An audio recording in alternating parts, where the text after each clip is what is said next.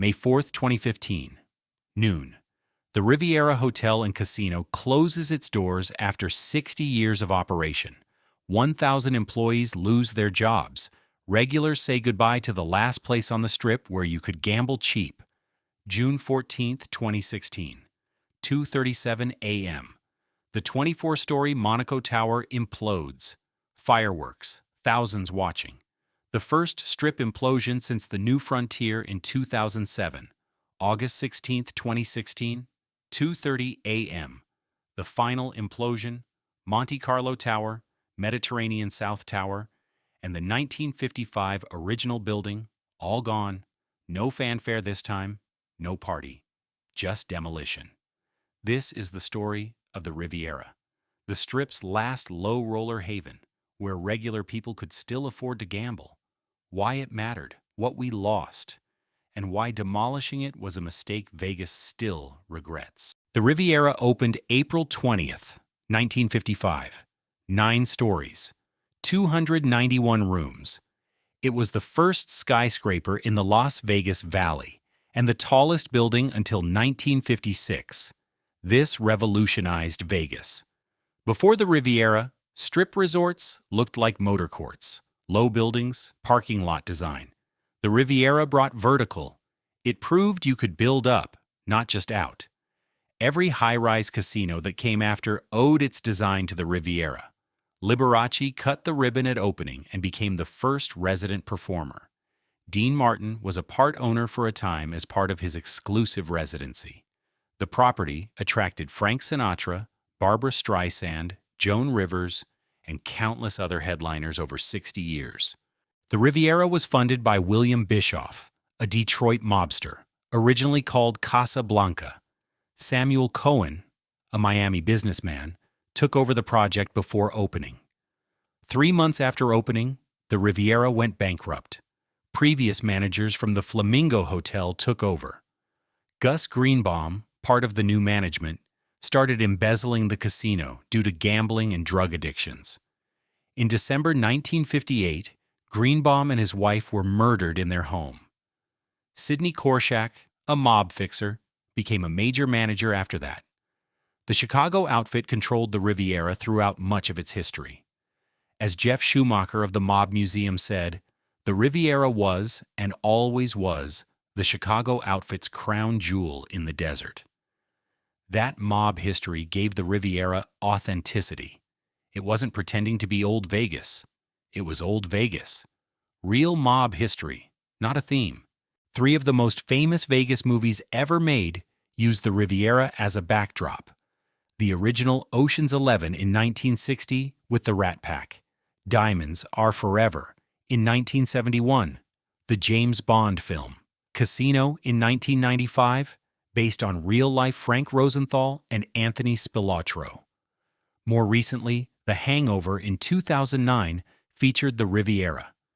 Jason Bourne's car rode a SWAT truck through the Riviera's front door in The Bourne Supremacy. The Riviera represented Vegas on screen for 5 decades. When people thought of Vegas casinos and movies, they thought of the Riviera. The Riviera pioneered Vegas entertainment. Liberace was the first headliner. The property introduced Lido de Paris, one of Vegas's most successful shows. Splash, a long-running water spectacular, called the Riviera home for years. Crazy Girls, the famous topless revue, ran at the Riviera for decades.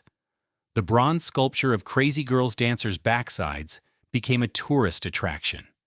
Visitors rubbed the buttocks for good luck, wearing them to a shine. Bud Friedman opened an improv comedy club at the Riviera in 1986. After a 9-year run, it became the Riviera Comedy Club and operated until the property closed, making it one of the longest-running comedy venues in Vegas. The Riviera filed for bankruptcy in 1983 under owner Meshulam Riklis. Coming out of bankruptcy, the property made a strategic decision: target the middle class instead of high rollers. This pivot saved the Riviera. While other Strip properties chased whales and corporate conventions, the Riviera welcomed regular people. $5 blackjack, low slot minimums, affordable rooms, no pretension. In 1984, the Riviera became the first Strip property to add a Burger King. Other casinos mocked this decision.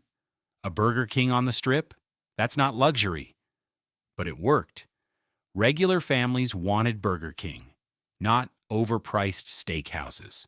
The Riviera offered the best table game odds on the Strip in its final years. Better blackjack rules, better payouts, lower house edge on everything. Why? Because the Riviera competed on value, not luxury. They couldn't compete with Bellagio's fountains or Wynn's elegance, but they could offer better odds and lower minimums. Professional and serious recreational gamblers knew this. The Riviera had a loyal following of people who understood the math and appreciated fair games. In the Riviera's final years, you could book rooms for $40 to $60 per night, sometimes less with promotions. No massive resort fees, no parking fees, just affordable Vegas. Compare that to modern Strip properties. Bellagio starts at $159 plus $51 in fees. Aria is $250 plus $62 in fees. The Riviera was a fraction of that cost. Families, retirees on fixed incomes, and budget travelers could afford a Riviera room. They couldn't afford the new mega resorts. The Riviera had a proper food court with multiple quick-service options: Burger King, pizza, Chinese food, sub sandwiches, everything under $10. This seems normal now, but the Riviera pioneered this on the Strip. Other casinos eventually copied it. But in the 1980s and 90s, having affordable fast food in a casino was revolutionary. The Riviera understood that tourists needed cheap food options, not just expensive restaurants. Families with kids can't eat at steakhouses 3 times a day. They need affordable meals. By the 2010s, the Riviera was struggling. Revenue was declining. The property couldn't attract younger customers. Corporate groups wanted modern convention space, not 1950s architecture. The problem wasn't the business model. Low-stakes gambling and affordable rooms still had demand. The problem was the property itself. 60 years old, dated. In need of massive renovations the owners couldn't afford. Meshulam Riklis owned the Riviera until 1993. After that, ownership changed hands multiple times. Each owner tried to make it work, but couldn't justify the renovation costs versus revenue. By 2015, the Riviera had 2,075 rooms across multiple towers, 103,800 square foot casino, 150,000 square feet of convention space. But everything was old and tired. On February 20th, 2015, the Las Vegas Convention and Visitors Authority voted to purchase the Riviera for $191 million.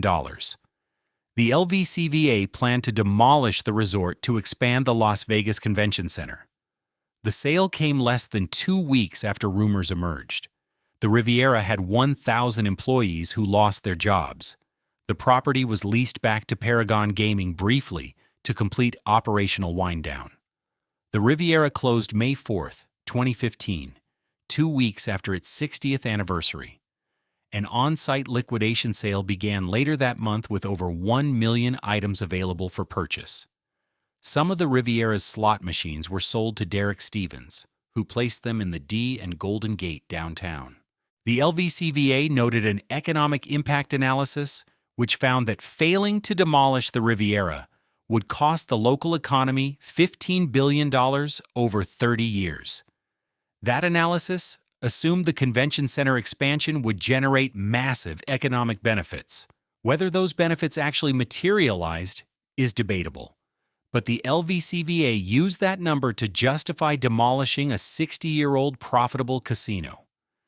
The convention center expansion was expected to create 6,000 construction jobs and 6,000 permanent jobs. Whether those jobs replaced what the Riviera provided is also debatable. The 24-story Monaco Tower was imploded at 2:37 a.m.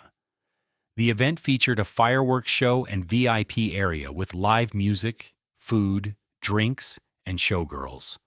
Thousands of spectators gathered to watch. The tower collapsed from the sides into the middle, creating a massive dust cloud. It took over 20 minutes for the dust to clear. The Monaco Tower implosion was the first strip resort implosion since the New Frontier in 2007. The LVCVA spent $42 million on demolition costs for the entire Riviera site. That's on top of the $191 million purchase price. The final implosion happened at 2:30 a.m. The 17-story Monte Carlo Tower, 12-story Mediterranean South Tower, and the billboard facade all came down together. This implosion had no fanfare, no fireworks, no VIP party, just demolition. Nearby businesses like the Peppermill restaurant were temporarily closed. Residents were asked to stay indoors due to dust. The second implosion was more complicated because asbestos was discovered in the Monte Carlo Tower. Before imploding, the building had to be wrapped in plastic. Workers chiseled away the stucco exterior without spreading asbestos. The 1955 original building, the oldest resort structure on the Strip at the time, was demolished along with everything else. Excavators handled what the explosives couldn't. After the Riviera closed, where could regular people gamble affordably on the Strip? Nowhere. Circus technically still has low minimums, but it's a dump that's currently for sale and will likely be demolished. Every other Strip property has high minimums, expensive rooms, and massive resort fees.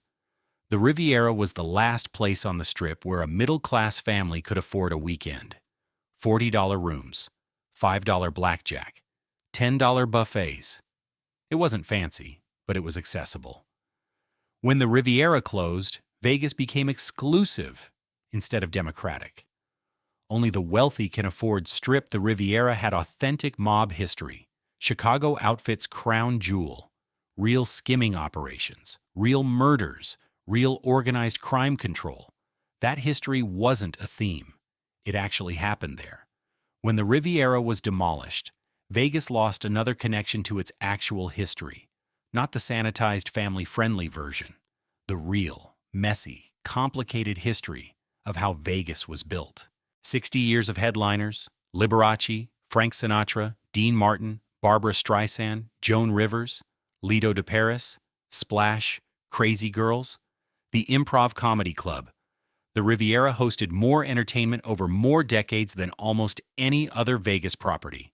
That legacy is gone.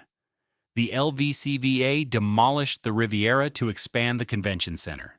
They spent $191 million on purchase, $42 million on demolition, $233 million total.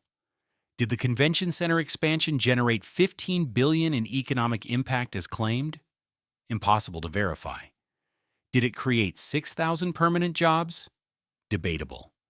What's certain is that Vegas lost a 60-year-old profitable casino with 1,000 jobs, affordable rooms, low-stakes gambling, and real history, and replaced it with more convention space that Las Vegas arguably didn't need. The Riviera was profitable in its final year, not hugely profitable, but operational. The property could have continued operating for years with modest renovations.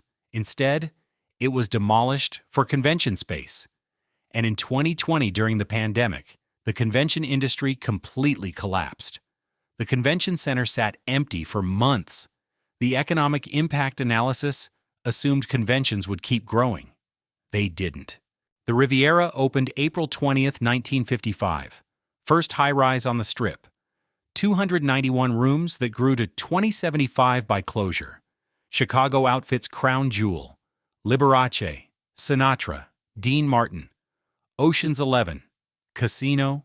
Diamonds Are Forever. Survived bankruptcy in 1983 by pivoting to middle-class customers. Added Burger King. Offered best table game odds. $5 blackjack. $40 rooms.